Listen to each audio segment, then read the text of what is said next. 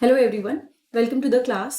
इस क्लास में हम लोग करेंगे improvement in food resources. 9th class का लास्ट चैप्टर है, उसके इंटेक्स क्वेश्चन। इससे पहले ऑलरेडी 2 वीडियो में मैं पहले के इंटेक्स क्वेश्चन करा चुकी हूँ। नाउ ये वाला जो इंटेक्स क्वेश्चन है ये पेज 208 का है। ठीक है, so first question is which of the following condition will give the most benefits, why. इन तीनों में से कौन सी कंडीशन सबसे ज्यादा बेनिफिट देगी और क्यों देगी? Farmer use high quality seeds, do not adopt irrigation or use fertilizers. Farmer use ordinary seeds, adopt irrigation and use fertilizers. Farmers use quality seeds, adopt irrigation, use fertilizer and use crop protection measures. सो अगर आप पूरी तीनों चीजों को पढ़ोगे तो automatically समझ जाओगे कि जो चीज फेवर में रहेगी, जो बेस्ट रहेगी, वो सी रहेगा। क्यों? क्योंकि पहले 2 में क्या बोला गया, सीड्स के बारे में तो बोला गया है, बट सिंचाई दैट इज इरिगेशन के बारे में, फर्टिलाइजेशन प्लस क्रॉप को बचाने के बारे में कुछ नहीं बोला गया। तो यहाँ पर है कि फार्मर्स क्वालिटी सीड्स यूज करेंगे, इरिगेशन अडॉप्ट करेंगे, फर्टिलाइजर्स यूज करेंगे and crop protection measures use करेंगे। ठीक है, मतलब क्रॉप को बचाने के लिए जो मेजर्स होते हैं जिससे भी क्रॉप को नुकसान ना पहुंचे वो यूज करेंगे। सो ये ऑप्शन सी है, will give the most benefit, क्योंकि यहाँ पे अच्छी सीड्स भी यूज हो जाएंगे। दूसरी चीज, केवल अच्छे सीड्स यूज करना काफी नहीं होता, अच्छे से इरिगेशन करना, फर्टिलाइजर्स को यूज करना, क्रॉप प्रोडक्शन मेजर्स को यूज करना, सारी चीजों को यूज करना बहुत इंपॉर्टेंट है। ठीक है, नाउ हम लोग करेंगे 209 के जो क्वेश्चन आंसर्स हैं। Why should preventive measures and biological control methods be preferred for protecting crops? यानी कि क्यों बायोलॉजिकल कंट्रोल मेथड यूज करने चाहिए क्रॉप्स को बचाने के लिए। देखो, सबसे पहली चीज होती है जब हम लोग किसी भी पेस्टिसाइड्स को, केमिकल्स को यूज करते हैं तो क्या होता है ना, उसके नेचर में साइड इफेक्ट बहुत सारे होते हैं और वो परमानेंट होते हैं। ठीक है, साइड इफेक्ट का मतलब है जो भी चीजें हम लोग पेस्टिसाइड की तरह डाल रहे हैं, हमने छोटी क्लासेस में पढ़ा था, वो हर ट्रोफिक लेवल पे ना इकट्ठी होकर बढ़ती जा रही है। सो ऐसे में हम वो सिचुएशन क्रिएट नहीं करना चाहते। तो जो बायोलॉजिकल मेथड्स होते हैं ना, वो इकोलॉजिकली सेफ होते हैं, टारगेट स्पेसिफिक होते हैं। मतलब कि अगर किसी भी ऑर्गेनिजम्स के लिए हम इसको यूज कर रहे हैं तो वो पर्टिकुलर उसी ऑर्गेनिज्म को खत्म करेगा और कोई भी स्पीसीज को, ऑर्गेनिज्म को नुकसान नहीं पहुंचाएगा एंड बाकी ऑर्गेनिजम्स के लिए हार्मलेस रहता है। Exposure of chemical leads to environmental problem, मतलब अगर आप किसी भी केमिकल को बहुत ज्यादा यूज कर लो, ओवर एक्सपोजर हम उसका कर लें, तो उसकी वजह से कई सारी इन्वायरमेंटल प्रॉब्लम खड़ी हो सकती हैं। इसीलिए बायोलॉजिकल मेथड्स को प्रिफर करते हैं क्रॉप्स को प्रोटेक्ट करने के लिए फ्रॉम पैथोजन।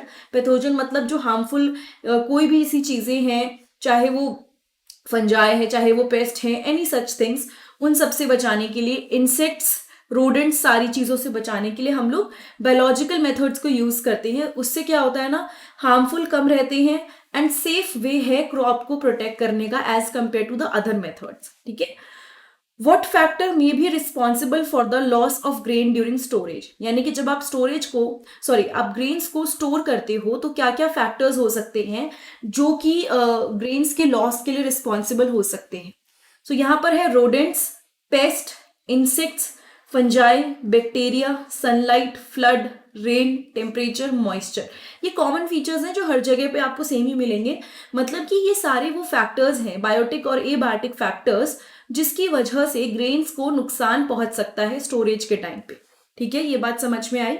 नेक्स्ट पे आते हैं ये वाला हम पेज 210 के भी क्वेश्चन इसी में खत्म कर लेंगे, फिर बाकी के जो बचे हैं वो अगली वीडियो में करेंगे। Which method is commonly used for improving cattle breeds and why. यानी सपोज किसी भी तरह की हम लोग मतलब किसी की बात कर रहे हैं, जैसे कि कैटल हो गई, गोट हो गई, या कोई भी हम लोग एनिमल ले लेते हैं जिसकी हम लोग प्रोडक्शन बढ़ाना चाहते हैं कि अगर वो मिल्क दे रहा है तो उसका प्रोडक्शन बढ़े, मिल्क अच्छी क्वालिटी का हो, तो हम कौन सा मेथड यूज करेंगे। तो जो मेथड कॉमनली यूज होता है इंप्रूव करने के लिए कैटल ब्रीड को, वो यहाँ पर कह रहे हैं selective breeding and cross breeding. क्या है? Selective breeding and cross breeding. ये जनरली बेस्ट मेथड है जो हम लोग यूज करते हैं कैटल्स को इंप्रूव करने के लिए। ठीक है, मतलब उनकी जो क्वालिटी है उसको इंप्रूव करने के लिए।